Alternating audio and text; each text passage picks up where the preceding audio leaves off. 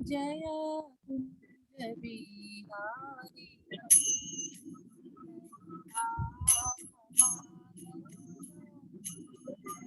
जय कुंज। आवाज बहुत स्लो आ रही है। आवाज अच्छा, एक सेकंड।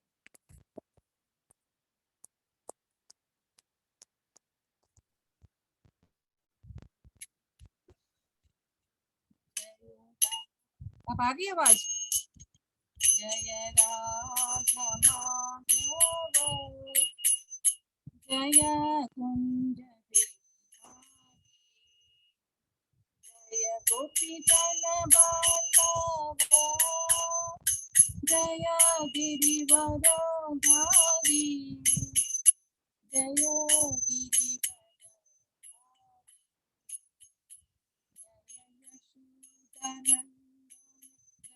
यशोदानंदन यशोदानंदन सदनंदन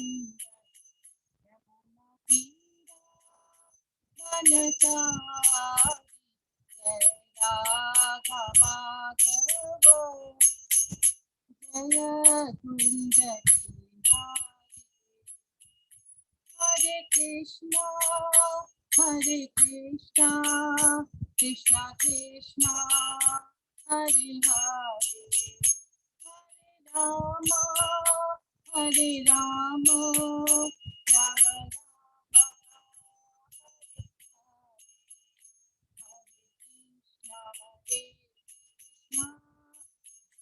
कृष्णा कृष्णा हरे हरे हरे राम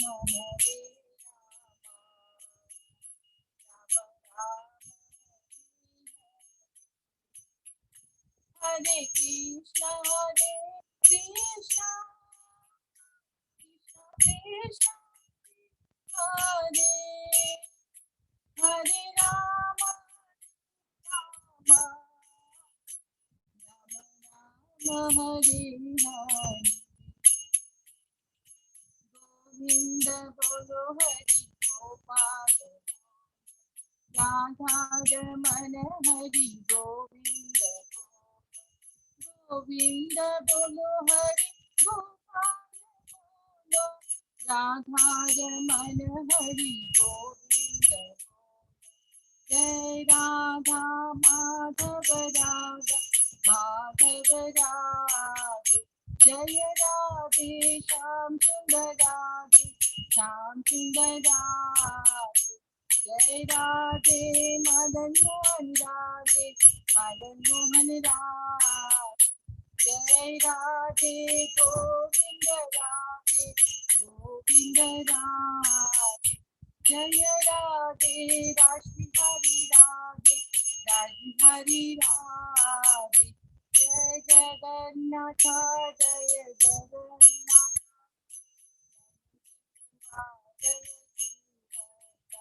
जय गौरानिताय गौरानिताय जय जय प्रभुपाद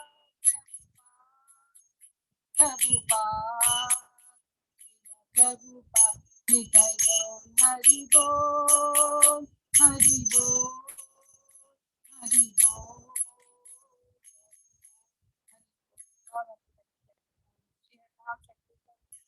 शिला प्रभुपाद की जय समस्त वैष्णव हरि हरि बोल। सीता पद्मा देवी दासी माता जी को बहुत बहुत धन्यवाद। सभी भक्तों को बहुत धन्यवाद। अजय पोद्दार प्रभु को बहुत ही धन्यवाद। बहुत ही सुंदर हरिवर्धन बतावत कितने सुंदर विग्रह का दर्शन कराते। याद है कि ये बहुत दुर्लभ है, बहुत सौभाग्य की बात हमारी। बहुत बहुत धन्यवाद सबको, अजय प्रभु को, माता जी। अभी हम लोग मंगलाचरण करते हैं। ओम अज्ञानतिमिरान्धस्य ज्ञानाञ्जन शलाकया चक्षुरुन्मीलितं येन तस्मै श्री गुरुवे नमः। श्री चैतन्य मनोभीष्टं स्थापितं येन भूतले स्वयं रूप कदा मह्यं ददाति स्वपदान्तिकं। वन्देऽहं श्री गुरु श्री युगपद कमलं श्री गुरु वैष्णवांच श्री रूपम साग्र जातम सहगना रघुनाथम वितम तम सजीवम स्वादेतम सावभूतम परिजम सहितम कृष्ण चैतन्य देवम श्री राधा कृष्ण पादान सहगना ललिता श्री विशाखा वितांत च नमो ओम विष्णु पादाय कृष्ण पृष्ठाय भूतले श्रीमते भक्ति वेदांत स्वामिन इति नामिने नमस्ते सरस्वती देवे गौरवाणी प्रचारिणे निर्विशेषा शून्यवादी पाश्चात देश तारिणे वंचा कल्पतरुभ्यश्च कृपा सिन्धुभ्येव च पतितानां पावनेभ्यो वैष्णवेभ्यो नमो नमः नमो महावदान्याय कृष्ण प्रेम पदायते कृष्णाय कृष्ण चैतन्य नामने गौरतिसे हे कृष्ण करुणा सिंधु दीन बंधु जगतपते गोपेश गोपिका कांत राधा कांत नमस्तुते तप्त कांचन गौरांगी राधे वृंदावनेश्वरी विश्वानुसुते देवी प्रणमामि हरिप्रिये नीलांचल निवासाय नित्याय परमात्मने बलभद्र सुभद्रायां जगन्नाथाय ते नमः जय श्री कृष्ण चैतन्य प्रभु नित्यानंद श्री अद्वैत गदाधर श्रीवासादि गौर भक्तवृंद मुखम करोति वाचालम पंगु लंघे गिरिम यत्किपातमहं वंदे श्री गुरुम दीनतारिणम परमानंद माधवम श्री चैतन्येश्वरम हरे कृष्ण कृष्ण कृष्ण हरे हरे हरे राम राम राम हरे। श्री मंगलाचरण की जय। शिला प्रभुपाद की जय। हरे कृष्णा। आज के इस भागवतम चर्चा में अध्ययन सभी भक्तों का परम स्वागत है। मैं सभी भक्तों के चरणों में अपना दंडवत प्रणाम करता हूँ। भगवान श्री कृष्ण गुरु आचार्य साधु की असीम कृपा से हम लोग श्रीमद् भागवतम की चर्चा कर रहे हैं सब भक्त मिलकर के। कैंटो 3 के अभी हम 24वें अध्याय में है। शीर्षक है कर्दम मुनि का वैराग्य। इसके पहले हमने 23 अध्याय कंप्लीट किए जिसको हम लोग रिपीटली दोहराते हैं। 1 से 4 अध्याय के बीच में हमने कहा कि विदुर जी और उद्धव जी के बीच में वार्ता है।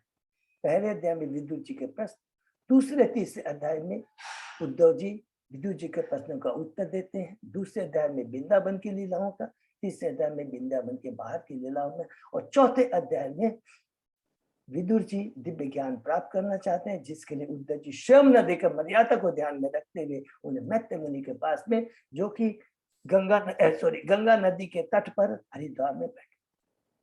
5वां अध्याय का शीर्षक है विदुर जी मैत्रेय मुनि की वार्ता, जिसके अंदर में विदुर जी पूछते हैं कि जीवों का कल्याण किसमें है और भगवान की सृष्टि के बारे में। कौन सी सृष्टि? सर्ग के द्वारा। किसके द्वारा होती है? कर्णोदक्षा विष्णु, जिसमें 23 एलिमेंट की उत्पत्ति होती है और किस प्रकार शेष देवता भगवान से प्रार्थना करते। 6वें अध्याय में विश्व रूप की सृष्टि, कि कैसे 23 एलिमेंट मिलकर के विराट रूप की सृष्टि होती है। यहाँ भगवान की सृष्टि लीला समाप्त होती है। 7वें अध्याय में अब विदुर जी के मैत्रेय मुनि से अन्य प्रश्न है ईश्वर तत्व और जीव तत्व के बारे में और मनु की संतानों के बारे में। 8वें अध्याय में चूंकि अब ब्रह्मा जी के द्वारा दूसरी सृष्टि विसर्ग सेकेंडरी सृष्टि होने वाली है, तो ब्रह्मा जी का प्रकट्य है गर्भदक्ष विष्णु से, और किस प्रकार वो अपने हृदय में भगवान का दर्शन करते हैं। 9वें अध्याय में ब्रह्मा जी की प्रार्थना है, क्योंकि उनको एक बड़ा कार्य दिया गया है सृष्टि करने का। विसर्ग जो ऑलरेडी ब्रह्मांड की सृष्टि हो चुकी है, 14 भुवन निकल चुके हैं, अब उसमें स्वभाव और कर्म के अनुसार जीवों को अलग अलग ध्यान पर जगह स्थापित करता है। 10वें अध्याय में सृष्टि के विभाग, प्राकृतिक सृष्टि और वैकृतिक सृष्टि। 11वें अध्याय में परमाणु से काल की गणना, जिसमें समय के बारे में पढ़ा, युगों के बारे में, मनवंतर के बारे में, ब्रह्मा जी के कल्प के बारे में, ब्रह्मा जी की आयु के बारे में, भगवान जी की ब्रह्मा जी से तुलना किया, और पूरा ब्रह्मांड 4 लाख अरब मील फैला हुआ है उसके विस्तार के बारे में। 12वें अध्याय में यहाँ से ब्रह्मा जी की सृष्टि शुरू होती है। शीर्षक चतुष्कुमारों और अन्यों की सृष्टि, 5 अविद्या। उसके बाद में प्रथम चतुष्कुमार, उसके बाद में रुद्र, उसके बाद में जो 10 और संतानें उत्पन्न करती हैं, जिसमें जो 9 ऋषि है वो देवहूति की 9 कन्याओं से ब्याह करेंगे, एकदम सब एक याद करेंगे, और अंत में स्वयंभू मनु और शत्रुपा कपल उत्पन्न होते हैं। 13वें अध्याय में बड़ा भगवान का अवतार है, उसके अंदर में हमने पढ़ा श्वेत भरा और निर्भरा के बारे में। श्वेत भरा से किस प्रकार पृथ्वी का उद्धार हुआ, क्योंकि पृथ्वी को होना जरूरी है, नहीं तो शांभु मनु सृष्टि करेंगे तो वो रहेंगे कहाँ। और उसके बाद में जो 6वें मनवंतर में चतुर्थ मनवंतर में भगवान बरहा ने किस प्रकार हिरण्यकश्यप को मुक्ति प्रदान की, उसको मारा। 14 अध्याय में हमने पढ़ा दीति के बारे में, कश्यप और दीति, क्योंकि कश्यप और दीति इन्हीं से ही हिरण्याक्ष और हिरण्यकश्यप का जन्म हुआ है। और किस असमय में किस प्रकार संभोग करने से असुर हिरण्यकश्यप उत्पन्न होता है, जन्म उनके गर्भ धारण करते हैं दीति घर में। उसके बारे में पर दीति किस प्रकार पश्चाताप करती है और कश्यप मुनि किस प्रकार उसको सांत्वना देते हैं। 15 अध्याय में ईश्वर के साम्राज्य का वर्णन है, जिसमें ब्रह्मा जी अब देवताओं को बता, देवता भ्रमित हो जाते हैं, वातावरण बड़ा भयामय हो जाता है। क्यों हो जाता है? दीति के गर्भ में 2 असुर है। तो ब्रह्मा जी बहुत सुंदर ढंग से उनको बताते हैं, चतुष कुमार से लेकर करके किस प्रकार चतुष कुमार बैकुंठ लोक में जाते हैं, जय बजय से मिलते हैं, उनको अभिशाप देते हैं और भगवान उसके बाद आकर के चतुष कुमारों को दर्शन देकर करके उनको विशेषवादी से परम भक्त बनाते हैं और चतुष कुमार भगवान को ग्लोरीफाई करते हैं। 16वें अध्याय में हमने पढ़ा कि मुनियों को जो वैकुंठ के द्वारपाल जय बजय का अभिशाप, जिसमें भगवान ग्लोरीफाई करते हैं। वैष्णव के प्रति कोई अपराध नहीं होना चाहिए। वैष्णव भगवान की आत्मा हृदय है, भक्त भगवान की आत्मा हृदय है। और बताते हैं कि फिर चतुष कुमार कहते हैं ये तो आपका बड़प्पन बद्ध जीवों को एक शिक्षा देने के लिए कि वैष्णव के प्रति अपराध नहीं होना चाहिए, इस मुख्य कारण। और भगवान भी बताते हैं ये जितनी भी हुई है बातें ये मेरी लीला है, ये मेरे द्वारपाल मेरे परम भक्त हैं, इस भौतिक जगत में जाएंगे लेकिन और तुरंत ही वापस आएंगे। और भौतिक जगत में भेजने का मेन कारण क्या है? ये नहीं है कि वैष्णव के प्रति उन्होंने अपराध किया था, ये तो भगवान की अंतरंगा शक्ति द्वारा ये लीला रची गई थी और उनसे अपराध हुआ। लेकिन वास्तविक जो हमारे को मोहनदास प्रभु ने बताया, वास्तविक तो भगवान को वीर रस का आनंद लेना था। बहुत खुजली हो रही थी भगवान के हाथों में कि अभी तक मैंने वीर रस का आनंद नहीं लिया। तो भगवान ने अपनी इच्छा को पूर्ति करने के लिए अपने द्वारपालों, अपने भक्तों को भेजा है। याद रखेंगे, बहुत इंपॉर्टेंट ये है अंतरंग कारण। बाह्य कारण क्या हुआ कि उन्होंने चरणों वैष्णव के चरणों में अपराध किया, लेकिन आंतरिक कारण है ये भगवान की द्वारा लीला रची गई। 17वें अध्याय में हमने पढ़ा कि हिरण्यक्ष के साम्राज्य का वर्णन की हिरण्यक्ष 100 साल बाद दीति के गर्भ से जन्म लेता है। गर्भ दीति 100 साल तक गर्भ धारण किया दोनों को, क्योंकि वो डर रही थी अरे असुर आने वाले हैं। हिरण्यक्ष के साम्राज्य का वर्णन है कि किस पर वो उत्पात मनाता है। वरुण देवता के पास पढ़ता है, वरुण देवता उसको भेज देते हैं वराह भगवान के पास। 18वें अध्याय में शीर्षक है हिरण्यक्ष और वराह भगवान का युद्ध। बहुत सुंदर वर्णन है। और अंत में देव ब्रह्मा जी प्रार्थना करते जल्दी से इसका कल्याण करो संध्या में। 19 अध्याय में हिरण्यक्ष का किस प्रकार वध होता है उसका वर्णन है, बहुत सुंदर लीला है। 20वें अध्याय में जो भी हमने पढ़ा सर्ग और विसर्ग अर्थात कारणोदक्षाय विष्णु और ब्रह्मा जी द्वारा सृष्टि है उसका वर्णन है, रिवीजन है। वर्णन क्या? रिवीजन है। और विसर्ग जो ब्रह्मा जी की शिक्षा उसका डिटेल में वर्णन है। बहुत सुंदर सुंदर शिक्षा है कि रजोगुण में रहकर ब्रह्मा जी को कितना कष्ट करना पड़ता है, किस समय चेतना के बहुत सुंदर शिक्षा हम भगवान जी को खेले। उसके बाद में 21वें अध्याय में मनु और कर्दम का अर्थात स्वयंभू मनु और कर्दम मुनि का संवाद है, जिसमें विदुर जी पूछते हैं सत्यरूपा और स्वयंभू मनु के वंशज के बारे में। और शुरू होती है वहां से कर्दम मुनि से शुरू होती है कथा की, जिन्होंने 10,000 वर्षों तक भक्ति की और भगवान दर्शन देते हैं। बहुत सुंदर वर्णन है। और कहते हैं कर्दम मुनि मेरी दिव्य इच्छा पूरी हुई, क्योंकि भगवान की उपदेश आदेश का पालन करने के लिए ही उन्होंने भगवान की भक्ति की। भगवान कहते हैं तुम्हारी जो इच्छा है एक गुणवती स्त्री प्राप्त करने की, ऑलरेडी तुम्हारे लिए मैंने अरेंजमेंट कर चुका है, घबराओ मत। स्वयंभू मुनि खुद अपनी पत्नी के साथ अपनी पुत्री को लेकर तुम्हारे पास में आएंगे। भगवान चले जाते हैं, स्वयंभू मनु आते हैं कर्दमुनि के पास। कर्दमुनि किस प्रकार ग्लोरीफाई करते हैं एक राजर्षि को, क्योंकि वो राजर्षि साधारण जीव नहीं, प्रजापति है स्वयंभू मनु। कि आप यदि न रहे और तो सारी समाज में वर्ण व्यवस्था, वर्ण से व्यवस्था छिन्न भिन्न हो जाएगी और असुरों का बोलबाला हो जाएगा। 22 अध्याय में प्रवेश करते हैं कर्दमुनि तथा देवहूति का परिणय, जिसमें अब स्वयंभू मनु एक महान भक्त कर्दमुनि को ग्लोरीफाई करते हैं कि आप तो भगवान के मुख से आपका जन्म हुआ है और आपने जो जो बात कही है मैंने कान खोल कर एक एक बात सुनी है और आपने हमें याद दिलाया कि एक राजा का क्या कर्तव्य होता है। मेरी प्रार्थना है मेरी पुत्री आपको अपना पूरा मन दे चुकी है। उसने आप के बारे में नारद मुनि से सुना है। नारद मुनि प्रामाणिक गुरु है और जो प्रामाणिक गुरु से सुनता है वो बात सत्य होती है और वही बात मेरी पुत्री ने अपने हृदय में बैठा लिया, वो आपसे ब्याह करना चाहती है। कर्दमुनि राजी हो जाते हैं, एक शर्त रखते हैं कि जैसे वो गर्भवती हो जाएगी संतान उत्पन्न करेगी वो संन्यास दे देगी। तीनों राजी हो जाते हैं। बहुत सुंदर बात, स्वयंभू मनु, सत्यरूपा और इवेन देवहूति, और वो वापस चले जाते हैं स्वयंभू। उसके बाद में जाते हैं जब वो बिंदु सागर से होकर के अपने राज में जाते हैं, वहां के उनके स्वयंभू मुनि के राज्य का बहुत सुंदर वर्णन है कि किस प्रकार प्रजा कृष्ण भय थी और कितना सुंदर शासन था। असुर तत्व वहां का नामो निशान नहीं था। उसके बाद में हमने पढ़ा कि किस तरह अब देवहूति कर्दमुनि किस प्रकार सेवा करती है। बहुत सुंदर वर्णन है। तन मन से पूरे सारे भौतिक आसक्ति को त्याग कर करके किस प्रकार एक परम भक्त की सेवा, गुरु की सेवा की जाती है, उसका वर्णन कि अपने पति को विधाता से भी बड़ा मानती थी।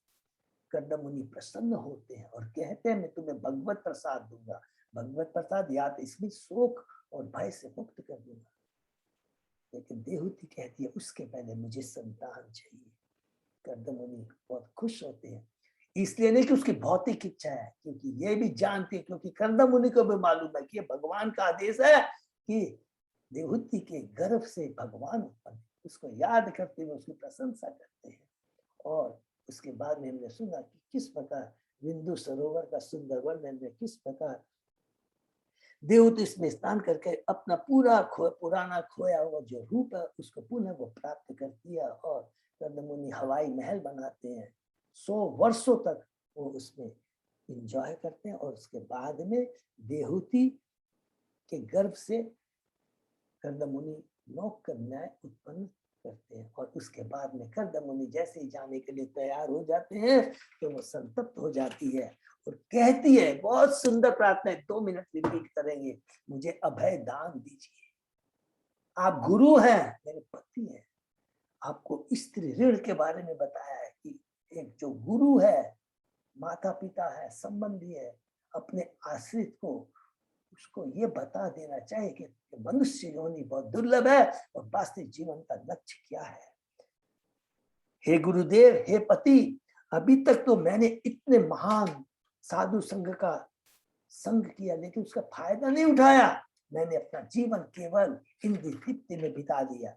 उसने ऐसा नहीं किया था। ये तो केवल बद्ध जीवों को एक शिक्षा है। कहती है जो कर्म धर्म की ओर अग्रसर न हो और जो धर्म भौतिक जगत के प्रति विरक्ति उत्पन्न करे और विरक्ति के बाद में भगवान के प्रति आसक्ति पैदा न करे तो वो मनुष्य होते हुए भी मृत के समान है। हे पति, हे गुरुदेव, भगवान की ये माया ने मुझके द्वारा मैं ठगी गई हूँ, क्योंकि भवबंधन से मुक्ति दिलाने वाली आप जैसे साधु संगति में रहकर भी मैंने मुक्ति की खोज नहीं की। इतनी सुंदर प्रार्थना करती है। हम लोग प्रवेश करते 24वें अध्याय में, शीर्षक है कर्दमुनि का त्याग, जिसमें कर्दमुनि उनकी बात के देवहूति की बात को सुनकर प्रसन्न हो जाते हैं और कहते रहे, राजकुमारी तुम निराश मत हो, स्वयं भगवान अविनाशी भगवान तुम्हारे घर में प्रवेश करेंगे और तुम्हें ब्रह्म ज्ञान की शिक्षा देकर तुम्हारे हृदय की ग्रंथि को छिन्न कर देंगे। प्रभुपाद जी कहते हैं हृदय की जो ग्रंथि, भौतिक ग्रंथि को केवल एक ही चीज काट सकती है, वो भगवान की भक्ति, भगवान के आदेश का पालन, गुरु के आदेश का पालन, क्योंकि वो होती है आध्यात्मिक शक्ति, आध्यात्मिक उपदेश। और ब्रह्मांड का कोई भी भौतिक चीज, बड़ा से बड़ा शस्त्र, धन, दान, उसे नहीं काट सकता, केवल भगवान की भक्ति से ही ये संबंधित है। उसके बाद में पढ़ा कि हमने किस प्रकार, मैत्रेय मुनि बताते हैं कि देवहूति को अपने पति कर्दम मुनि के प्रति अत्यंत श्रद्धा तथा सम्मान था। उसने ब्रह्मांड के जो जिस भगवान की बहुत मन लगा करके अत्यंत मन से भगवान की पूजा करने लगी, और उसके बाद में भगवान उसके गर्भ से प्रकट हुए। जिस प्रकार अग्नि, जिस प्रकार यज्ञ से, यज्ञ के काष्ठ से, माने लकड़ी से अग्नि उत्पन्न होती है। तात्पर्य में प्रभुपाद जी बताया भगवान को प्रामाणिक गुरु से, मनुष्य को प्रामाणिक गुरु से उपदेश ग्रहण करना चाहिए। जो गुरु उपदेश और गुरु के उपदेश को अपना जीवन और आत्मा समझना चाहिए। भगवान कपिल के जन्म लेते समय जब भगवान ने सुंदर वर्णन है कि किस प्रकार का वातावरण हो जाता है, पूरे देवता वायु यंत्र बजाने लगे, गंधर्व भगवान की महिमा करने लगे, अप्सराएं नृत्य करने लगे और देवताओं ने फूल बरसाए। इसके बाद में हमने पढ़ा ब्रह्मा जी का प्रकट होता है। ब्रह्मा जी किस प्रकार अपने पुत्रों मरीचि जो और है, जितने जो उन्होंने उत्पन्न, 10 जो उत्पन्न याद करेंगे कि जो उनके जन्म थे, मरीचि, वशिष्ठ, अन्य मुनियों को और साथ में नारद को लेकर करके कर्दम मुनि के आश्रम में प्रवेश करते हैं।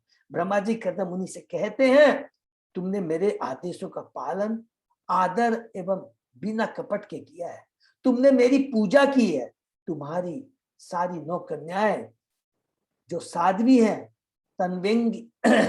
तनवंगी माने अर्थात जिनकी पतली कमर है, अनेक प्रकार से अपने वंशों द्वारा सृष्टि का वर्धन करेगी। इन पुत्रों का विवाह उनके स्वभाव तथा रुचियों के साथ श्रेष्ठ मुनियों को प्रदान कर दो और अपना जो तुम्हारा सुयश फैलाएगा। यहाँ पर लास्ट में हमने कल पढ़ा था, प्रभुपाद जी कहते हैं जो अपने प्रामाणिक गुरु की अक्षरशः आज्ञा का पालन करता है, वह बद्ध जीवों में जो 4 दुर्गुण होते हैं, धोखा देना, त्रुटि करना, भ्रमित होना तथा अपूर्ण इंद्रिय पर विजय प्राप्त कर लेता है। गुरु दूसरा पिता होता है। जिस प्रकार मनुष्य शरीर से आत्मा को पृथक नहीं कर सकता, उसी प्रकार शिष्य अपने गुरु के आज्ञा को दूर नहीं कर सकता। अर्थात शरीर और आत्मा से हम जिस प्रकार अलग नहीं हो सकती है, उसी प्रकार गुरु की आज्ञा, क्योंकि गुरु हमें दूसरा जन्म देता है। उपनिषदों के अनुसार जो लोग भगवान तथा अपने गुरु में श्रद्धा रखते हैं, उन्हें वैदिक शिक्षा स्वतः ही प्राप्त हो जाती है। बहुत इंपॉर्टेंट काल हमने पढ़ा था।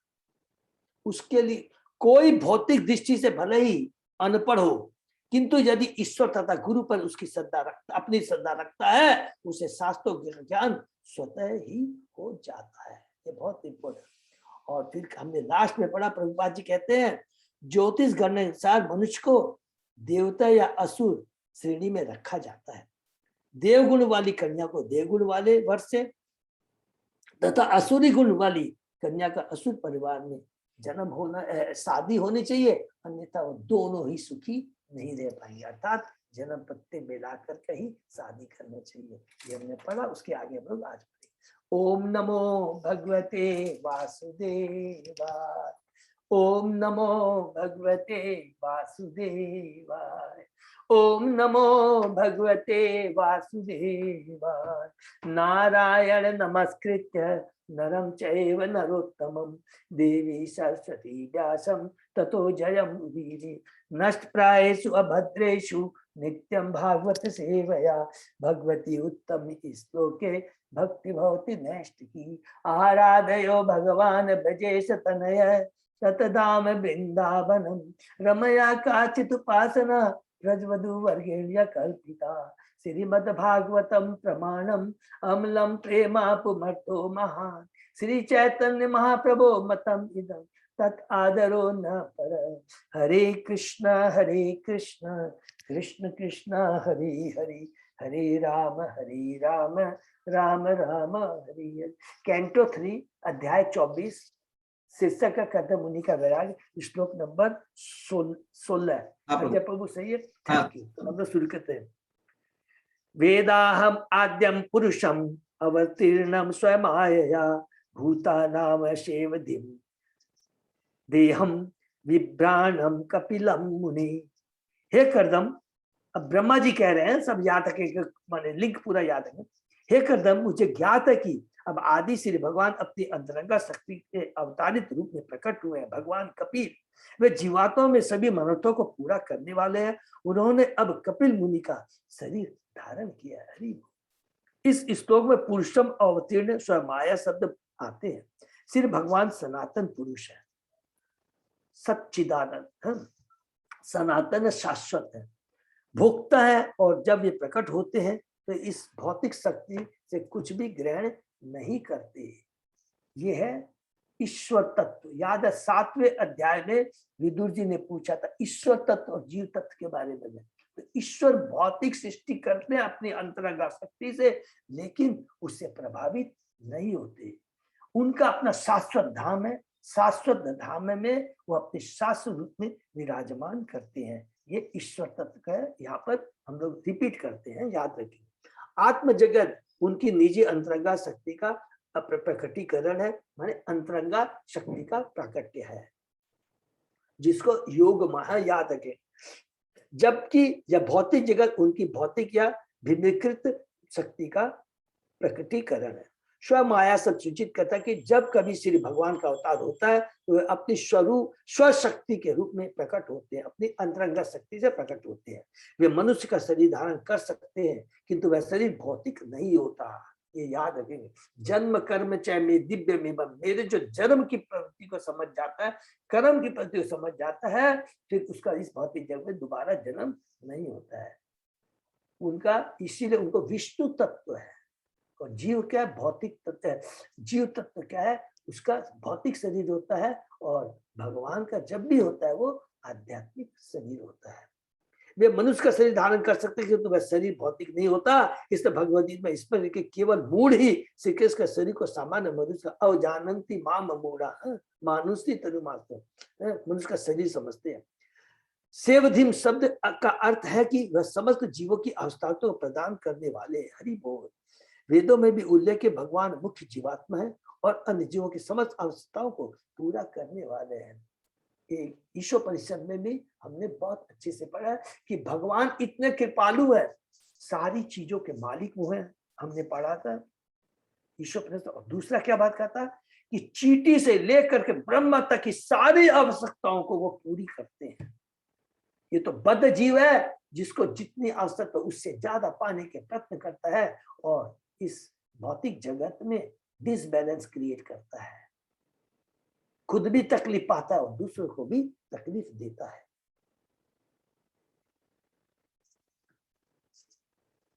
वेदों में भी उल्लेख है भगवान मुख्य जीवात्मा और जीवों की समस्त आवश्यकता को पूरा करने वाले, सभी आवश्यकताओं की पूरी करने के कारण वह ईश्वर कहलाता है। हरि बोल। परमेश्वर भी जीवात्मा है, वह निराकार नहीं है, उनका साकार रूप है, वो निराकार नहीं। जिस प्रकार हम पृथक है, उसी प्रकार भगवान भी पृथक है, किंतु वह परम पुरुष है। ईश्वर तथा सामान्य जीवात्मा यही अंतर है। हरि बोल। ठीक है, कितना सुंदर मतलब बता दिया कि जिस परमेश्वर भी जीवात्मा है और वह निराकार है। जिस प्रकार हम पृथक है, उसी प्रकार भगवान भी पृथक है। ममे वांसे जीव लोके सनातन है। देखिए ये बहुत इंपॉर्टेंट श्लोक है कि मेरा अंश है, लेकिन मेरा भी शाश्वत एग्जिस्टेंस है, और एक एक जीव का भी शाश्वत है। जीव भी सच्चिदानंद है, मैं भी सच्चिदानंद। हम कभी मर्ज नहीं होते हैं, जो मायावादी कहते हैं कि भौतिक जगत से जब छुटकारा हो जाता है सब चीज एक में जाके विलीन हो जाती है। नहीं, ये 7वां अध्याय, जब भी मायावाद को काटना हो, एक 7वां श्लोक को हमेशा याद रखेंगे। गीता के 7वें अध्याय का 7, ममे वांसे जीव लोके जीव भूत, हमेशा याद रखें, इंपॉर्टेंट चीज है। ठीक है, सॉरी 15वें अध्याय का 7वां श्लोक। किंतु वह परम पुरुष है, ईश्वर तथा सामान्य जीवात्मा में यही अंतर है। ज्ञान विज्ञान योगेन कर्मणाम उद्धरण जटा हिरण्येक्ष पद्माक्ष पद्म मुद्रा पद अंबुज हरि बोल। सुनहले बाल कमल की पंखुड़ी जैसे नित्य तथा कमल के पुष्प अंकित कमल के समान चरण वाले कपिल मुनि अपने योग तथा शास्त्रीय ज्ञान के व्यवहार से इस भौतिक जगत में कर्म की इच्छा को समूल नष्ट कर देंगे। जो साक्ष्य योग के बारे में बताएंगे, मैटर एंड स्पिरिट के बारे में बताएंगे कि मैटर मीन्स ये भौतिक चीज क्या है, स्पिरिट जो आत्मा, भगवान, ईश्वर, प्रकृति और जीव, ये तीन चीज के बारे में केवल ज्ञान देंगे और उसकी एनालिटिकल स्टडी और उसका पूरा डिटेल में उसको समझाएंगे। ये ब्रह्मा जी बोलने जा रहे हैं। इस श्लोक में कपिल मुनि के कार्यों तथा शारीरिक लक्षणों का सुंदर वर्णन है कि भगवान का कितना सुंदर। देखिए, जब भी भगवान अवतार लेते हैं, भक्त क्या करता है, पहले उनको ग्लोरीफाई करता है और एक भक्त तो दूसरे भक्त को ग्लोरीफाई करता है। एक एक चीज को याद रखें, कोई भी हमने अभी तक पढ़ा है कि भगवान ने ब्रह्मा जी को दर्शन दिया, भगवान ने कितना सुंदर वर्णन किया, हर जगह एकदम ग्लोरीफाई किया है। और एक भक्त दूसरे को ग्लोरीफाई करता है। कहाँ हमने पढ़ा, स्वयंभू मनु कर्दम मुनि को ग्लोरीफाई करते हैं और कर्दम मुनि स्वयंभू मनु को ग्लोरीफाई करते हैं। ये हमारा कर्तव्य है। और इसलिए मंगलाचरण के माध्यम से हम जो भी अभी ये सीख रहे हैं, मंगलाचरण के माध्यम से हम लोग भगवान को ग्लोरीफाई करते हैं, भगवान को प्रार्थना करते हैं। नहीं तो याद रखेंगे, एक चीज भी माथे में नहीं घुसेगी, बिना कृपा के कुछ भी। और अभी हमने पढ़ा है कि केवल भौतिक ज्ञान की दरकार नहीं है, कोई अनपढ़ क्यों ना हो, लेकिन गुरु और भगवान की सेवा करता है तो दिव्य ज्ञान स्वतः ही उसे प्राप्त हो जाता है। तो कितनी बड़ी सीक्रेट चीज हमने पढ़ी है कि दिव्य ज्ञान प्राप्त करने के लिए, दिव्य भक्ति प्राप्त करने के लिए हमें क्या चाहिए, केवल भगवान और भगवान के भक्तों की कृपा। और वो कृपा किससे मिलती है, सेवा से। सेवा करने से प्रभु, और शरणागति चाहिए, शरणागति चाहिए। Very good. और शरणागति सेवा से क्या होता है, उसको नोट कर ले। जितनी हम सेवा करेंगे, भगवान के नाम श्रवण कीर्तन स्मरण में रुचि उत्पन्न होगी। बिना सेवा की रुचि उत्पन्न नहीं होगी और शुष्क मजा नहीं आएगा। सेवा बहुत जरूरी है। वे सांख्य दर्शन को इस प्रकार प्रस्तुत करेंगे कि लोग उनके दर्शन का अध्ययन करके कर्म की उत्कंठ अभिलाषा का मूलोच्छेद करेंगे। हरि बोल। इस भौतिक जगत में प्रत्येक व्यक्ति अपने श्रम के फल को प्राप्त करने में लगा हुआ है। वह अपने श्रम के फल को प्राप्त करके सुखी रहने का प्रयत्न करता है, किंतु वस्तुतः वह अधिकाधिक उजलता जाता है। हमने पढ़ा है अभी थोड़े 4 श्लोक के पहले। कहते हैं प्रभुपाद जी, जितना ज्यादा हम भौतिक चीजों के प्रति आसक्त होंगे, उतना ही हम उसमें उलझते चले जाएंगे। बंधन की जो ग्रंथि है वो और कड़ी होती चली जाएगी। जब तक पूर्ण ज्ञान या भक्ति प्राप्त नहीं होती, तब तक इस बंधन से वह नहीं छूट सकता। इसको अंडरलाइन करेंगे। जब तक पूर्ण ज्ञान, और पूर्ण ज्ञान क्या है, भगवान, भगवान हम कौन है, हमारा भगवान से क्या संबंध है, और भगवान से हम खोया हुआ संबंध पुनः कैसे स्थापित कर सकते हैं, यही दिव्य ज्ञान है। और इसी दिव्य ज्ञान को प्राप्त कर करके भगवान से पुनः संबंध को कैसे स्थापित किया जाए, वही विधि अभिधेय, संबंध अभिधेय और प्रचोदन, और यही भक्ति है। भगवान से हम कैसे जोड़ेंगे, भगवान के आदेश का पालन करके। भगवान के आदेश का पालन भगवान से कैसे जोड़ेंगे, शुद्ध भक्तों का संग करके, शुद्ध भक्तों की कृपा प्राप्त करके हम अपने लक्ष्य को प्राप्त कर सकते हैं और इस भवबंधन से छुटकारा मिल सकता है। जो केवल विचार शक्ति कल्पना के द्वारा बंधन से छूटने का प्रयत्न कर रहे होते हैं, वे भी सलाह दिया, किंतु वैदिक धर्मशास्त्रों में पता चलता है कि जो श्री कृष्ण की भक्ति करता है वह सरलता से कर्म की अभिलाषा को उच्छेद करता है। ज्ञानी लोग भी करते हैं, ज्ञानी लोग भी अपने चिंतन के द्वारा ये कर सकते हैं। तो भौतिक जगह से तो छुटकारा उनको मिल जाता है, यहाँ जो बोलने जाते, लेकिन भगवान की भक्ति नहीं मिलती है। मुक्ति मिलती है लेकिन विमुक्ति नहीं मिलती है। डिटैचमेंट होता है लेकिन भगवान से अटैचमेंट नहीं हो पाता है बिना भक्ति के, और वही पूर्ण है। वह सरलता से कर्म की अभिलाषा को उच्छेदित कर देता है। इस कार्य हेतु साक्ष्य दर्शन का प्रसार होगा। यहाँ पर उनके शारीरिक लक्षण की भी वर्णित है। कितना सुंदर कपिल भगवान के रूप का वर्णन। ज्ञान सामान्य शोध कार्य को सूचित नहीं करता। ज्ञान तो शिष्य परंपरा से गुरु के माध्यम से प्राप्त होने वाले शास्त्रीय ज्ञान का द्योतक है। माने वास्तविक ज्ञान किसको बोलते हैं? जो परंपरा से जुड़े हुए गुरु प्रामाणिक आचार्यों से प्राप्त किया जाता है। प्रामाणिक, क्योंकि गुरु आचार्य जो कौन सा ज्ञान देते हैं? जो कि भगवान के मुखार बिंद से जो निकला है। प्रथम भगवान ने ज्ञान किसको दिया? ब्रह्मा जी को दिया था, और उसी पर ब्रह्मा जी ने नारद जी को, नारद जी ने व्यास देव जी को, ऐसे करके ये परंपरा सुखदेव जी गोस्वामी, परीक्षित गोस्वामी, परीक्षित मान, ये सिलसिला होता है। इस आधुनिक युग में कल्पना एवं आडंबर द्वारा शोध कार्य करने की प्रवृत्ति चल रही है, किंतु जो व्यक्ति कल्पना करता है वह भूल जाता है कि विषम प्रकृति के 4 अवगुणों का दास है। याद रखेंगे, जो आदमी कहता है कि अकॉर्डिंग टू मी, मेरे अनुसार, वो सबसे बड़ा मूर्ख है। क्यों मूर्ख है? कि यहाँ पर लिखा कि प्रत्येक बद्ध जीव में 4 त्रुटियां होती है। जब तुम्हारे में खुद में ही दोष है तो तुम जो भी कुछ बोलता है उसमें दोष मिलेंगे। तुम्हारे में योग्यता ही नहीं है। केवल भगवान और भगवान का भक्त लिखा है। भगवान और भगवान का भक्त क्या लिखा था? कि भगवान 4 दोषों से मुक्त होते हैं, और जो भगवान का भक्त है भक्ति करके वो भी इन 4 दोषों में विजय प्राप्त कर लेता है। तो उन्हीं से सुनना चाहिए, भगवान और भगवान के भक्तों से। यहाँ पर फिर रिपीट करते हैं, 4 दोष क्या है? वह त्रुटि करता है, उसकी इंद्रिया पूर्ण है, उसे मोह हो सकता है और वह ठगता है।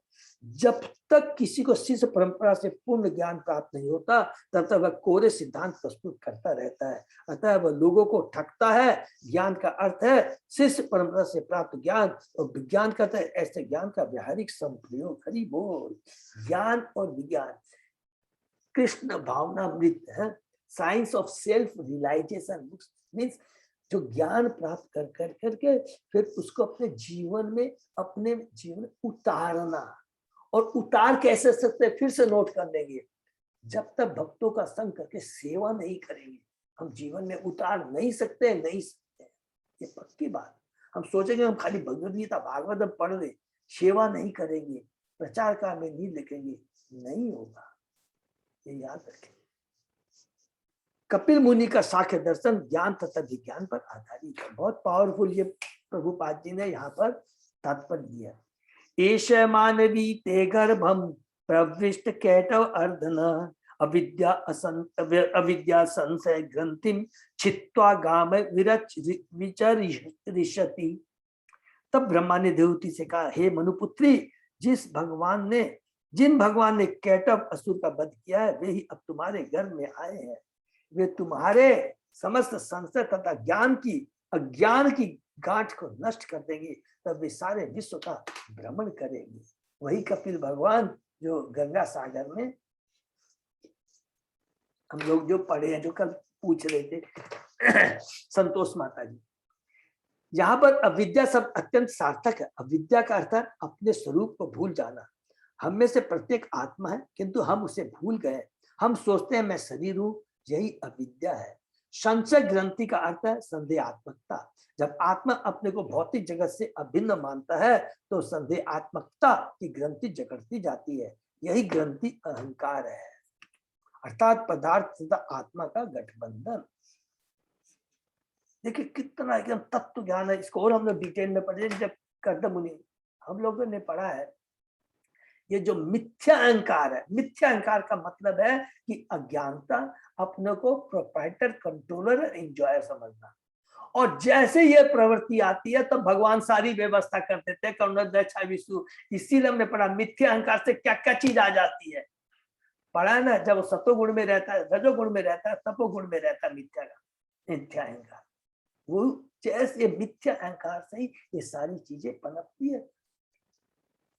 शिष्य परंपरा से प्राप्त समुचित ज्ञान तक, उस ज्ञान से समुचित व्यवहार से ही मनुष्य पदार्थ आत्मा के गठबंधन को मुक्त हो सकता है। ब्रह्मा ने देवहूति को आश्वासन दिया कि उसका पुत्र उसे ज्ञान प्रदान करेगा और फिर साक्ष्य दर्शन का विवरण करते हुए सारे विश्व का भ्रमण करेगा।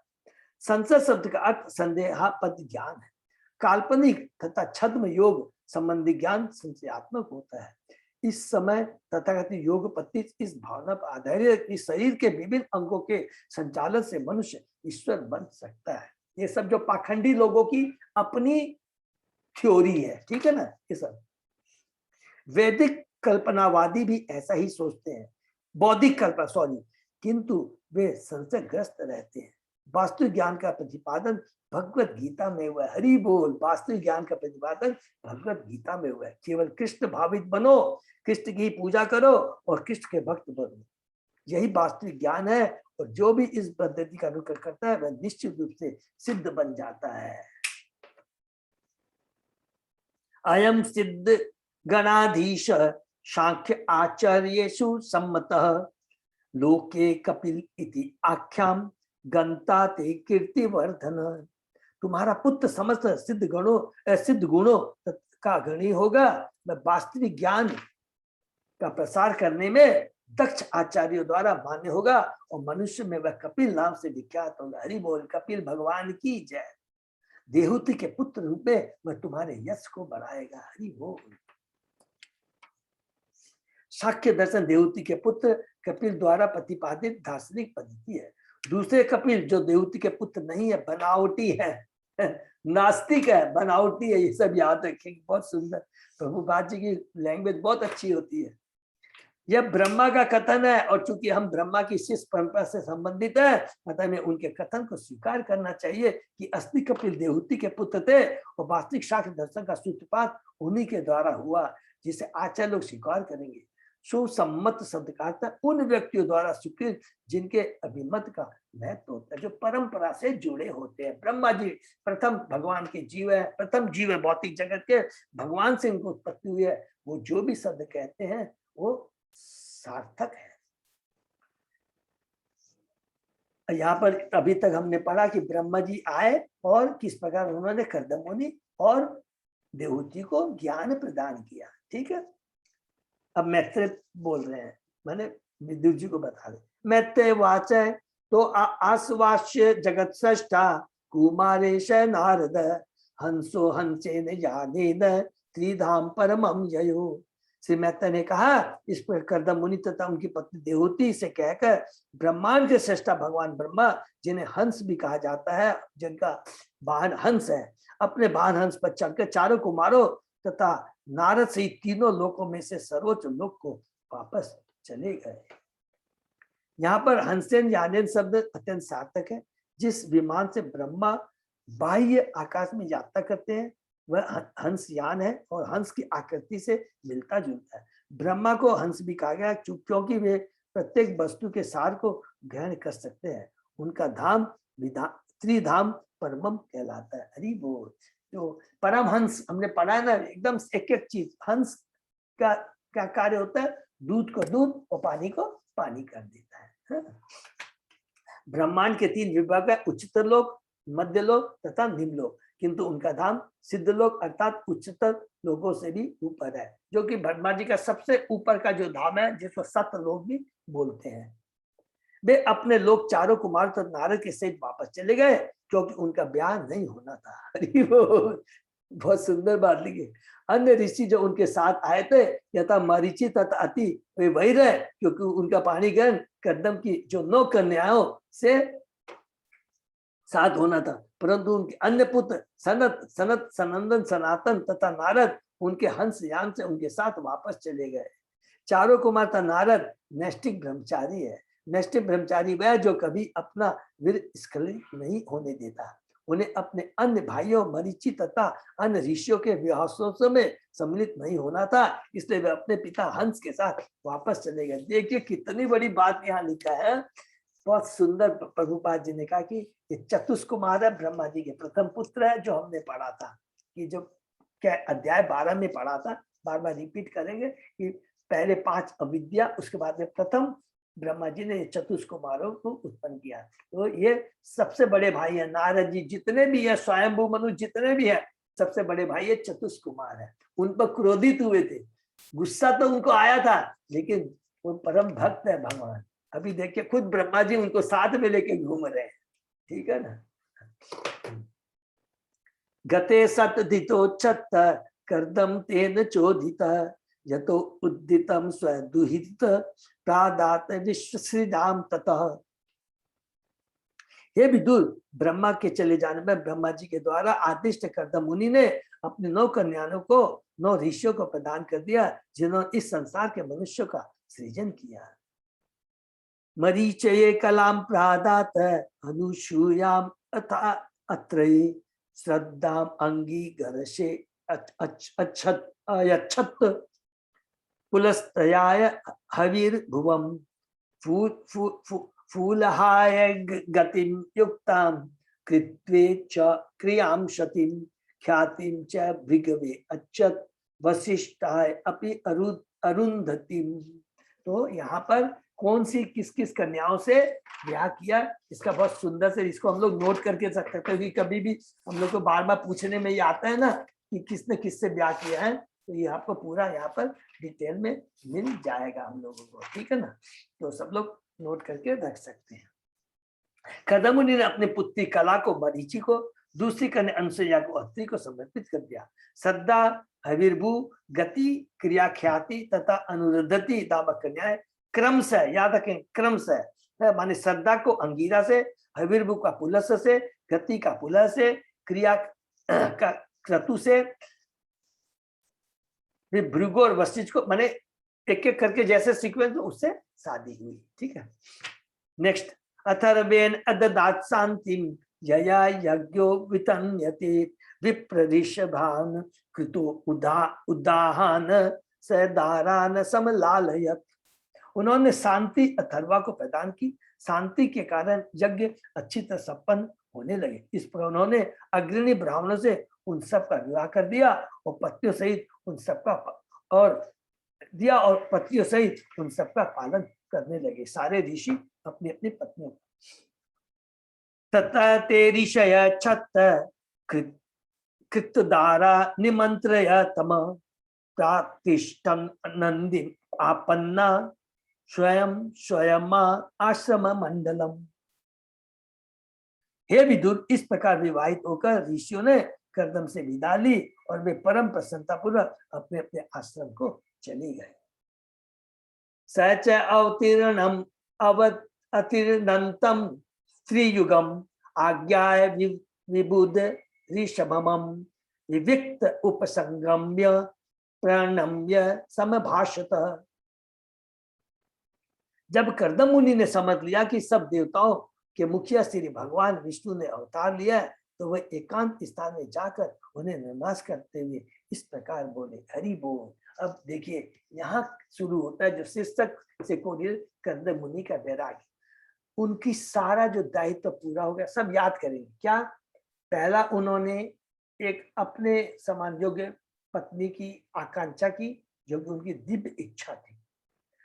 देहूति के माध्यम से उन्होंने 9 संतानें 9 पुत्रियां उत्पन्न की, जो परम माने योग्य थी, बड़ी सुंदर परम ज्ञानी योगी थी, और उन्हें परम ज्ञानी उन्होंने मुनियों से उनका ब्याह कर दिया, जिससे जो सब संतान होगी, याद रखेंगे, वो परम महान संतान।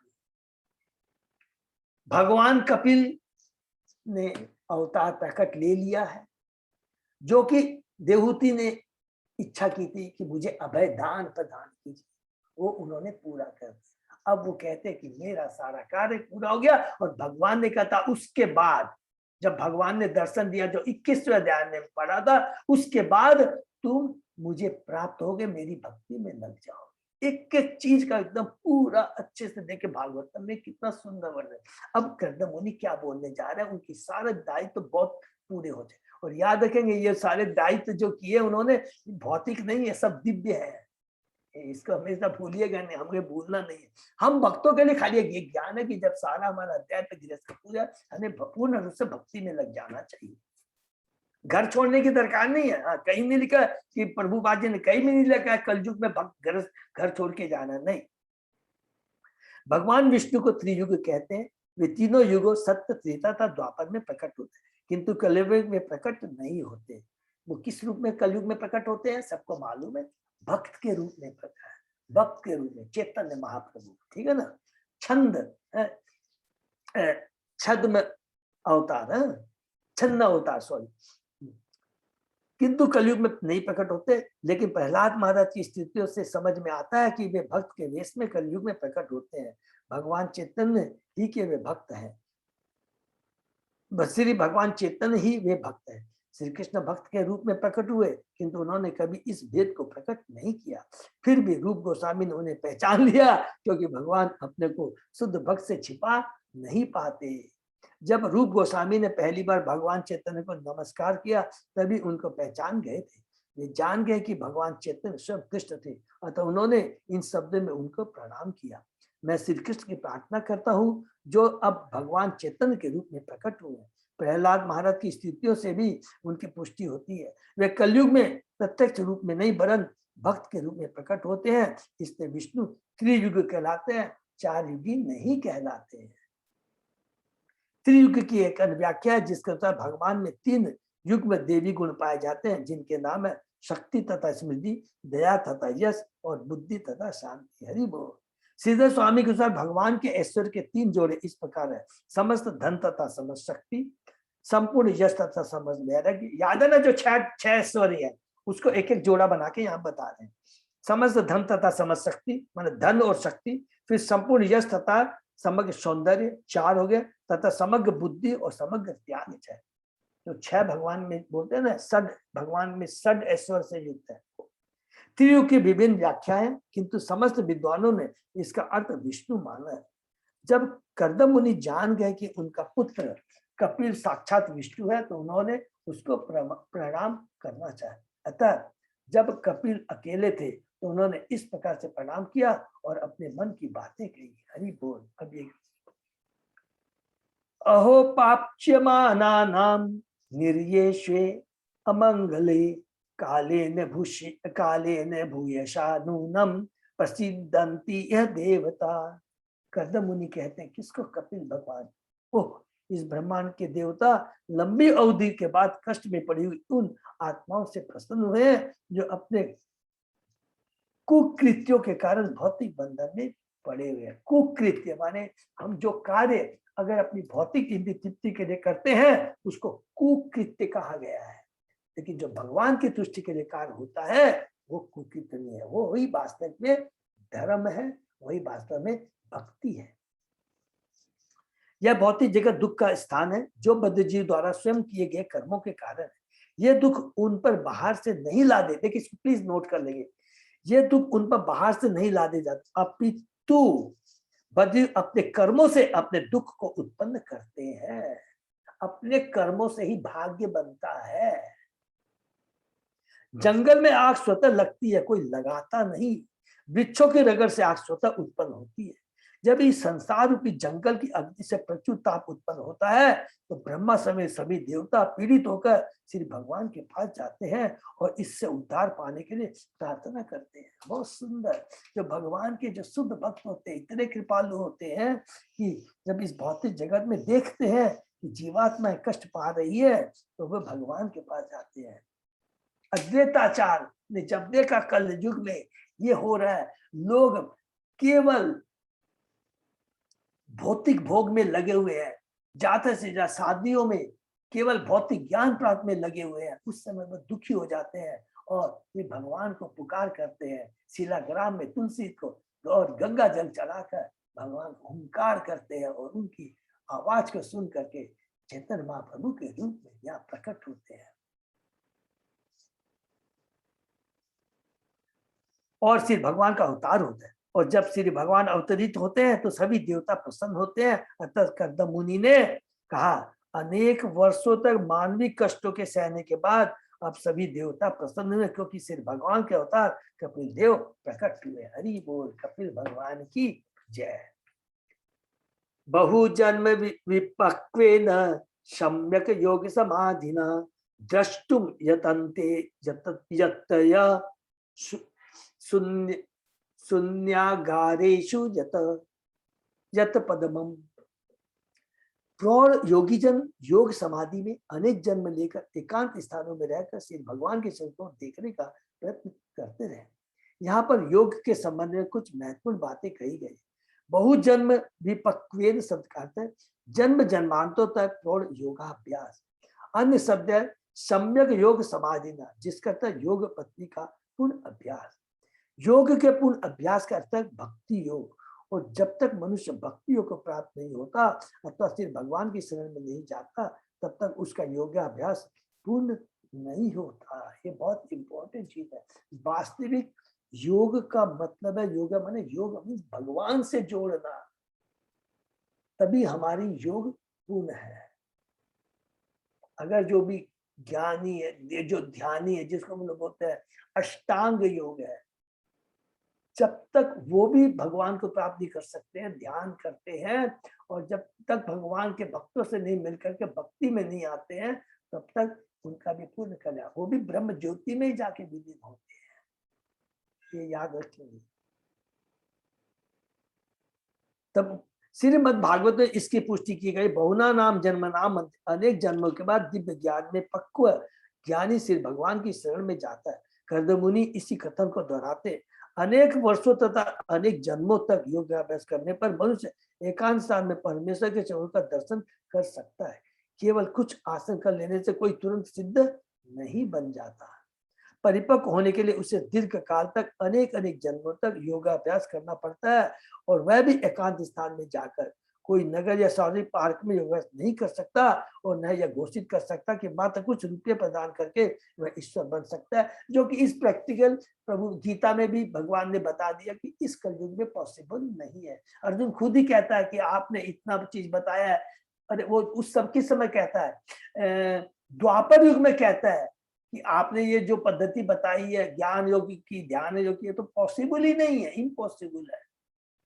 तो बताइए इस कलयुग में ये कैसे पॉसिबल होगा।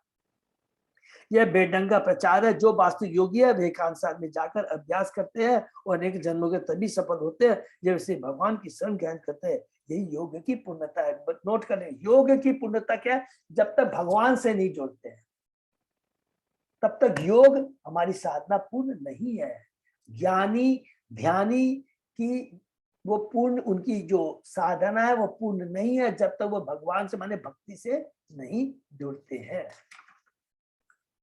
सएव भगवान अद्य हेलनम न गणन्य न गृहेषु जातो ग्राम्याणाम यश्वानाम पक्ष पोषण।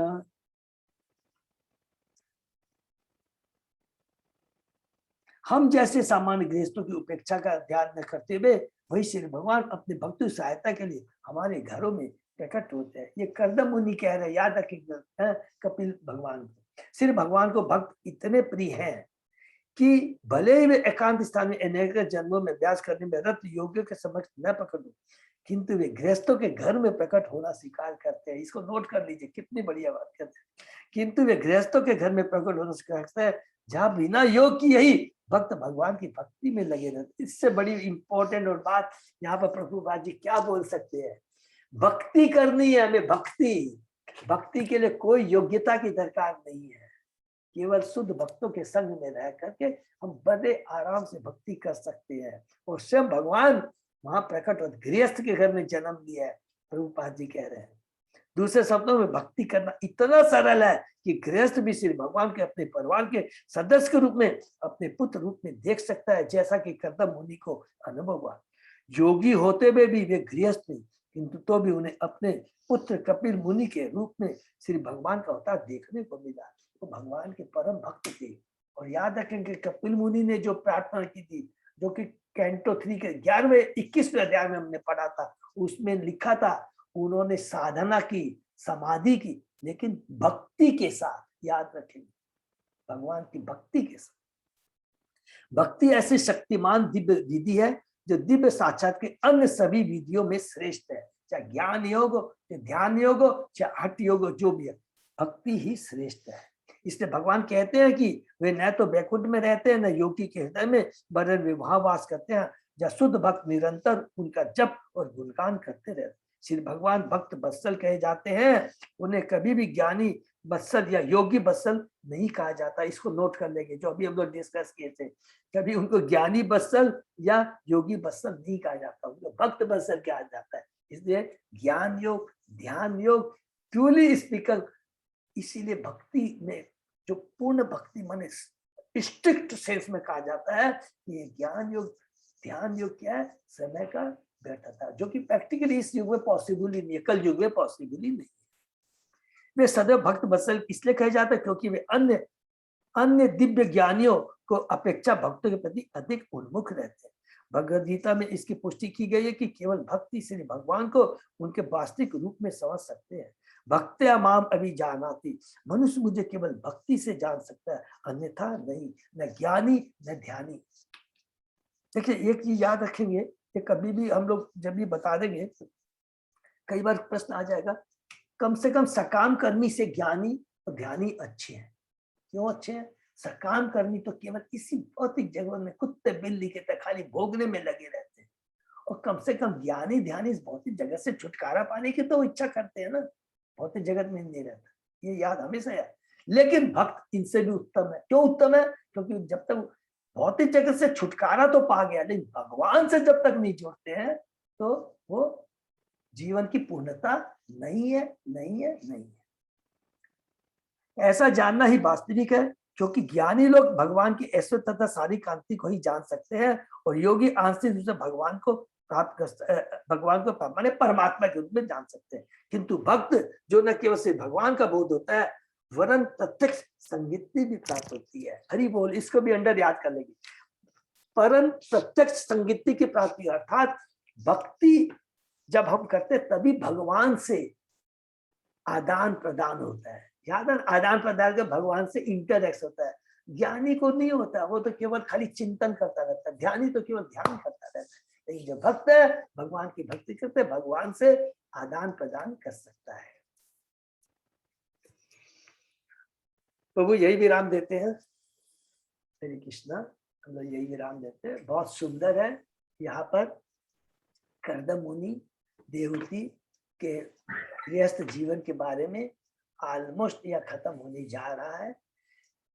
कर्दम मुनि अब अपने जो भगवान का आदेश क्या करेंगे, कैसे यूज करेंगे, और अपने भगवान की जो आदेश है उसको पूरा पूर्ण करके अब भगवान से आज्ञा लेकर करके वो चले जाएंगे। क्यों चले जाएंगे, इसके पीछे भी हम लोग बहुत एक तत्व ज्ञान है, इसको हम लोग आगे पढ़ेंगे। हरे कृष्णा। किसी का कोई प्रश्न है तो? हरि बोल प्रभु जी। हाँ माता जी। नारद जी को ब्रह्मा जी का पुत्र बोला गया है और दासी पुत्र बोलते थे। माता जी वो अलग अलग जन्म में है। अब अभी हम लोग ने पहले ही कैंटो में पढ़ा था ना, पहले जन्म में वो गृहस्थ, वो नारद के पुत्र थे, उसके बाद में वो। हरे कृष्णा माता जी। प्रभु जी हाँ क्लियर है ना? उसका पहले गंधर्व भी था। उसके पहले गंधर्व भी था, और जब वो गंधर्व थे तो उन्होंने प्रजापति ने उनको बुलाया कि आप थोड़ा गाना कीजिए। तो प्रभुपाद जी एक जगह लिखते हैं, उनको भजन करने के लिए बोला तो वो फिल्मी गाना शुरू कर दिए थे नारद जी। तो उससे उसी चलते उनको अभिशाप मिला कि तू अब जाके दासी पुत्र बन। बहुत सुंदर सुंदर लीला है। थैंक यू कार्तिक नाथ कृष्णा। तो पहले गंधर्व थे, फिर दासी पुत्र थे, उसके बाद में वो ब्रह्मा जी। ठीक है मीनू माता जी? हाँ प्रभु जी। ओके, हरे कृष्णा। और किसी का कोई प्रश्न?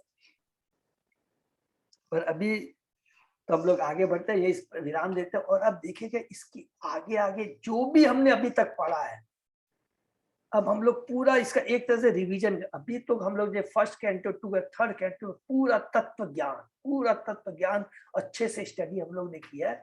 और आगे हम लोग जो भी अभी कपिल भगवान जो बताएंगे देवहूति माता को, और आगे भी हम जाएंगे इवन कैंटो 11 तक हम लोग जो जाएंगे, जिसमें उद्धव गीता के बारे में है, और बहुत नव योगेंद्र के बारे में, सब चीज का अल्टीमेटली यही से कोरिलेशन है। इसलिए भगवान की बहुत बड़ी हम लोग पर कृपा, हम लोग एक एक चीज को तत्व ज्ञान को अच्छे से समझते हुए आगे बढ़ रहे हैं। ठीक है, हरे कृष्णा। तो इसलिए अभी जो आगे पढ़ेंगे बहुत ध्यान से हम लोग स्टडी करेंगे, जब भगवान कपिल देवहूति माता को जो साक्ष्य के बारे में बताएं। ठीक है अजय प्रभु, अगर और कोई भी अनाउंसमेंट है प्रभु? नहीं प्रभु जी। थैंक यू सो मच सब भक्तों को। दंडवत प्रणाम प्रभु जी। सभी भक्तों को मेरा दंडवत प्रणाम। हम लोग फिर कल मिलते हैं। हरे कृष्णा। हरे कृष्ण। सभी भक्तों को बहुत धन्यवाद। तो आकर सेशन ये विराम। कृष्ण को दंडवत प्रणाम। हरे कृष्ण। हरे कृष्ण हरे कृष्ण प्रभु दंडवत प्रणाम। हरे कृष्ण दंडवत प्रणाम। हरे कृष्ण।